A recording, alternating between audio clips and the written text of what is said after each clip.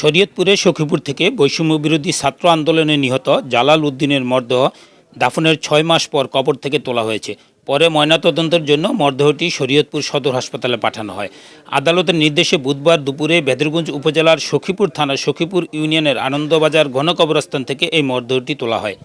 নিহত জালাল উদ্দিন উপজেলার সখীপুর ইউনিয়নের আনু সরকারের কান্দি এলাকার মৃত মহসুন রারির ছেলে।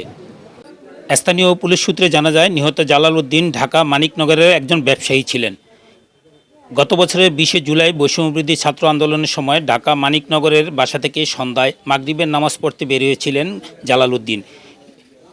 তখন গুলিবিদ্ধ হয়ে নিহত হন তিনি। এরপর মরদেহ নিজ গ্রামের বাড়ি শরীয়তপুরে দাফন করা হয়। বিষয়ে গত ২০ নভেম্বর নিহত জালাল উদ্দিনের স্ত্রী মলি বাদী হয়ে ১২৯ জনের নাম উল্লেখ সহ অজ্ঞাতনামা ২৫০ জনকে আসামি করে মুগদা থানায় একটি হত্যা মামলা দায়ের করেন।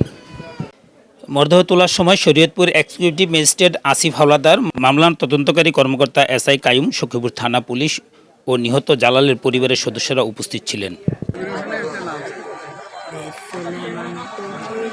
এ হলো যে ২০ জুলাই গুলিবিদ্ধ হয়ে মারা যায় মুগদা থানাধীন মানিকনগর বিশ্ব রোড এলাকায়।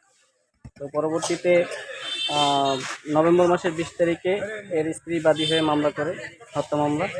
তো সেটার তদন্তের অংশ হিসেবে আমরা সুরতহাল, এর তো কোনো হাসপাতালে চিকিৎসা করা হয় না, সুরতহাল করা হয় না, যে কারণে কবর থেকে উপস্থিতিতে লাশ উত্তোলন করে আমরা সুরতহাল এবং পোস্টমর্টমের ব্যবস্থা করব। এই উদ্দেশ্যে এখানে আসা এবং কবর থেকে লাশ উত্তোলন।